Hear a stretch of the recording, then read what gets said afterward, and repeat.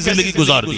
وہ اپنے کپڑے پھاڑ لیتا تھا کہ میں نے اب تک اپنی زندگی کو کیوں ایسی ہی رائے کا میں نے کر دیا. ایک احساس جنم لیتا تھا کہ اب میں دنیا کے قریب نہیں جاؤں گا. وہ جنگل کا رخ کرنے لگتا تھا. کسی کی چیخ بلند ہو جاتی, میں رب کو کیا جواب دوں گا, میں نے یہ بہومولی جیون کو میں نے کس کام میں گزار دیا. وہ ٹولریٹ نہیں کر پاتا تھا تو اس کی روح پرواز کر جاتی تھی. غوث اعظم کی مجلس میں ہمیشہ کئی لاشیں نکلا کرتی تھی.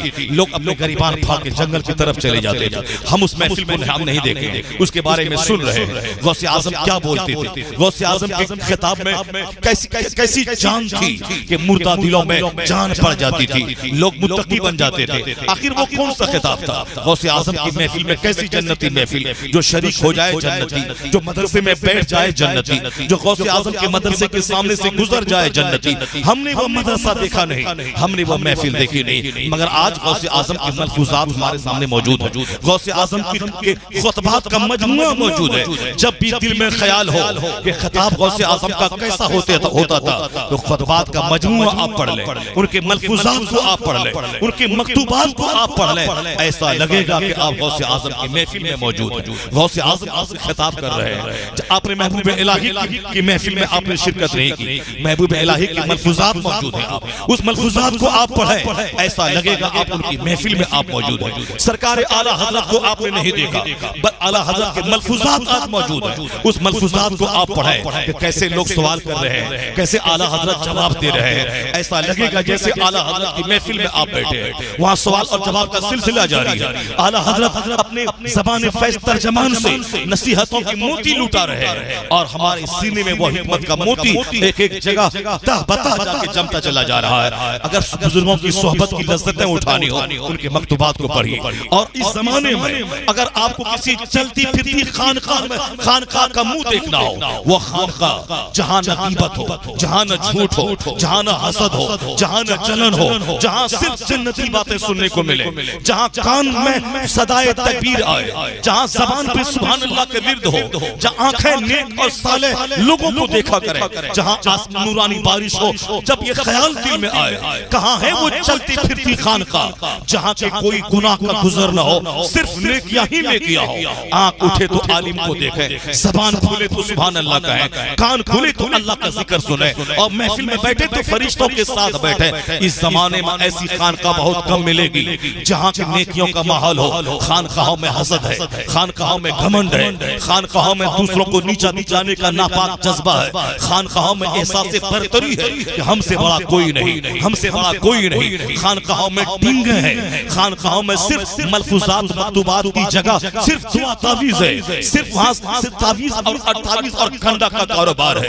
وہاں کہاں قرآن پاک کی تفسیر کے لیے 10 منٹ کا وقت ہے کہ لوگ آئیں تفسیر سنیں. وہاں کہاں روزانہ 10 حدیث کی محفل سجتی ہے کہ آنے والے مہمان آئے 2 گھنٹے تک مصطفیٰ کے پیغام کو سنیں. وہاں کہاں جنتی بیانات ہوتے ہیں, وہاں تو تعویذ اور کنڈا ہے. وہاں تو صاحب مصیبتوں کو دور کرنے کے لیے پانی اور تیل کو پھونکوانا موجود ہے. اور جب وہ محفل سجتی ہے, عالموں کی برائی, محفل سجتی ہے مولانا کی برائی, محفل سجتی ہے دوسرے لوگوں کو غیبت, اس کی غیبت کر کے اپنے آپ کو بڑا بننا, اس کی شان گھٹا کے اپنے آپ کو بڑا تصور کرنا, دوسری خانقاہوں کو برا کہہ کے اپنی خانقاہ کو سب سے بڑی خانقاہ بتانا, یعنی خاندان کے گھمنڈ, اپنے باپ داداؤں پہ مغرور ہو جانا, اپنے گورے رنگ پہ مغرور ہو جانا, اپنے مریدوں پہ مغرور ہو جانا, اپنے مدرسے پہ مغرور ہو جانا. یعنی جہاں گھمنڈ کی باتیں ہو وہاں سینے کا زنگ کیسے صاف ہوگا, جہاں برتری کی باتیں ہو وہاں سینے کا زنگ کیسے صاف ہوگا. خانقاہ کا مطلب ہے کہ بادشاہت کا غرور مٹا دیا جائے.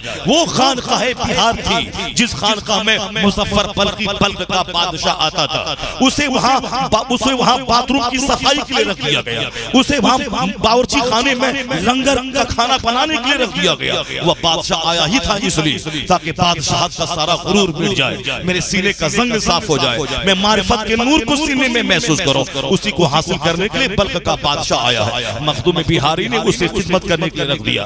ایک بار مہمانوں کے ہنگامے میں کسی کی ٹھوکر لگ گئی, ان کو کسی کے بدن کی ٹھوکر لگ گئی. انہوں نے ان کی زبان سے کہا نکلا کاش بلخ نہ باشد, یعنی کاش بلخ نہیں ہوا, اگر بلخ ہوتا تو میں تجھ کو دکھلا دیتا. یہ شکایت مخدوم بہاری کے پاس پہنچی. آپ نے ان کو اپنے دربار سے نکال دیا کہ اب بھی تمہارے سینے میں بادشاہی گھمنڈ موجود ہے, ابھی تمہارے سینے میں بادشاہت کا غرور موجود ہے کہ تم نے میرے مہمان سے کہا کہ کاش بلخ نہیں ہوا، بلکہ ہوتا تو میں تجھ کو دکھلا دیتا، جاؤ جاؤ تم میرے دربار میں رہنے کے قابل نہیں ہو۔ مظفر بلخی وہاں سے نکل گئے، مرشد سے دور کہاں جاتے، ایک نالی میں پڑھ کر چہرہ اٹھا اٹھا کر محفل سجدی مرشد کا دیدار کرتے رہتے تھے، یعنی اپنے آپ کو گندی نالی میں ڈال دیا تاکہ وہاں سے مرشد کا دیدار بھی کریں اور اپنے سینے کے سارے گھمنڈ کو بھی چور چور کر دے۔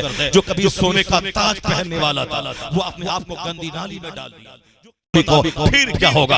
اولیاء و صالحین کی روحیں بھی آپ کے لیے دعا کریں گی، انبیاء و مرسلین کی عطائیں بھی آپ کے ساتھ ہوں گی، تائید ربانی بھی آپ کے ساتھ ہوگی۔ تو ایک مومن ہزاروں مشرکوں کے لیے کافی ہوگا۔ اور جس دن ہم اندر سے جاگ گئے، اندر سے مومن بن گئے، یاد رکھیے جنت تو وہاں ملے گی، اس دنیا میں حکومت بھی ملے گی، سلطنت بھی ملے گی۔ حضور کا فرمان ہے لا یبقى علی ظہر الارض بیت مدین ولا وبر الا ادخلہ اللہ کلمۃ الاسلام۔ روئے زمین پر کوئی کچا پکا گھر نہیں بچے گا، اللہ اسلام کا کلمہ وہاں داخل فرما دے گا۔ اس حدیث پاک کی روشنی میں اسلام کا مستقبل اتنا روشن ہے کہ امریکہ سے لے کے ملیشیا سنگاپور تک آنے والے چند سالوں کے بعد اگر کوئی جھنڈا لہرائے گا کفر اور شرک اور بدعتوں کا نہیں، اسلام کی عظمت کا جھنڈا لہرائے گا، سرکار دو جہاں کی عظمت کا جھنڈا لہرائے گا، سنت و شریعت مسلک اہل سنت و جماعت کا جھنڈا لہرائے گا، یعنی سچائی کو جیت حاصل ہوگی، برائی شکست دکھا جائے گی۔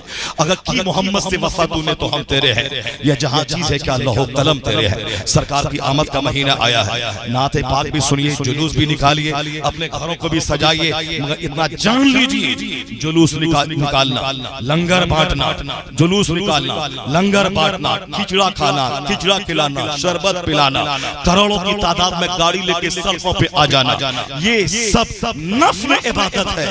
غوث اعظم فرماتے ہیں کوئی نفل قبول نہیں ہوتا جب تک کہ فرض ادا نہ کیے جائیں، جب تک کہ فرض ادا نہ ہو۔ جلوس نکالنا اتنا بڑا فرض نہیں ہے، وہ تو ایک مستحب، ایک مباح جائز کام ہے، اور اس دور پرفتن میں ہماری شان، ہماری پہچان کی ایک بہت بڑی دلیل ہے، کرنا چاہیے۔ البتہ یہ گھٹی میں یہ بات دلی ہوئی رہے، کوئی نفل قبول نہیں ہوتا جب تک کہ فرض اس کے ذمے سے ادا نہ ہو پائے۔ اس لیے فرض کو فرض کے خانے میں رکھا جائے، نفل کو نفل کے خانے میں رکھا جائے۔ 11ویں کا کھچڑا ہو یا چھٹی شریف کا پلاؤ، یا محرم کی سبیل اور شربت ہو، یا 12ویں کا لنگر، یہ سب نفل ہے۔ یہ نفل کوئی عبادت قبول نہیں ہوتی جب تک کہ وہ فرض ادا نہ کرے۔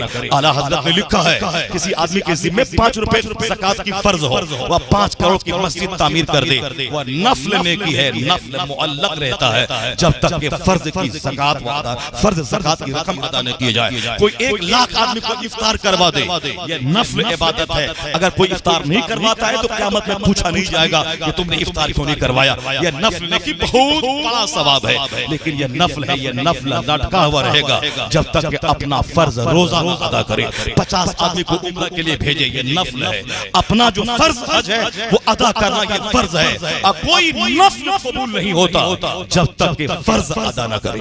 اگر اس بات کو آپ گرہ باندھ کے رکھ لیں گے تو آپ جلوس بھی نکالیں گے، نماز فرض بھی ادا کریں گے، کھچڑا بھی کھائیں گے، نماز فرض بھی پڑھیں گے، چھٹی شریف بھی کریں گے، نماز فرض بھی پڑھیں گے۔ اگر یہ پوائنٹ دماغ سے نکل گیا اور شیطان نے یہ سجھا دیا کون فرض پڑھنے جائے، دیکھ چڑھاؤ جنت مل جائے گی، جلوس نکالو جنت مل جائے گی، تو پھر جنت ملنے کا ہی سوال ہے۔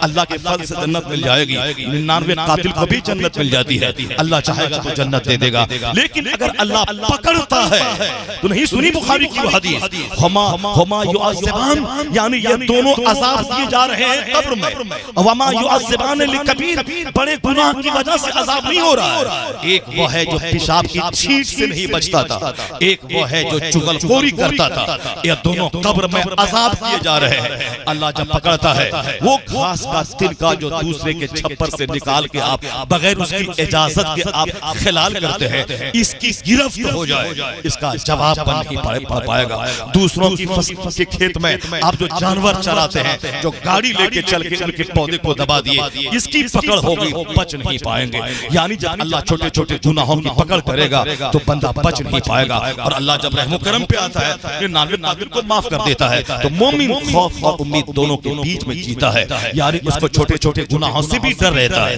اور بڑے بڑے گناہ کرنے کے بعد خدا کی رحمتوں سے بھی امید بندی رہتی ہے۔ نماز روزہ حج و زکات ہے اس لیے تاکہ اللہ کا فضل میرے حصے میں آ جائے۔ جب اللہ دیکھتا ہے کہ میرا بندہ میرے محبوب کی غلامی کر رہا ہے، رات میں سونے سے پہلے سجدہ کیا، اٹھنے کے بعد سجدہ کیا، 8 گھنٹے کام کرنے کے بعد سجدہ کیا، 2-4 گھنٹے دکان رہنے کے بعد سجدہ کیا، 2 گھنٹے بازار میں رہنے کے بعد سجدہ کیا، سورج کے ڈوبنے کے بعد سجدہ کیا، سورج کے اگنے سے پہلے سجدہ کیا، یہ 24 گھنٹے مجھ کو سجدہ کرتا رہتا ہے۔ اگرچہ میرا سجدہ اس قابل نہ ہو کہ قبولیت کے مقام کو پہنچے، لیکن اللہ رب العزت ظاہری اداؤں کو جب دیکھے گا، اللہ کو جب پیار آ جائے تو میرے اس مختصر سے سجدے کو قبول فرما کے فضل کی بارش فرمائے گا۔ پھر کیا ہوگا؟ کروڑوں گناہوں کا خاتمہ ہوگا، جنت الفردوس میں سرکار دو جہاں کے پڑوس میں جگہ مل جائے گی۔ یہ نماز روزے حج و زکات اسی اداؤں کو اپنانا ہے۔ سرکار دو جہاں کی سچی غلامی ہے جو سینے کو قرار دیتی ہے، وہی غلامی ہے جو چہرے پہ رنگ و نور لاتی ہے، وہی غلامی ہے جو کافروں کے دل میں ہیبت ڈال دیتی ہے، وہی غلامی ہے جو یہاں سلطنت دلاتی ہے، وہی غلامی ہے جو وہاں جنت دلاتی ہے۔ کہ محمد سے وفا تو نے تو ہم تیرے ہیں، یا جہاں چیز ہے کیا لوح قلم تیرے ہے۔ دنیا والا کچھ بھی کرے ہم کو اس سے کیا مطلب ہے؟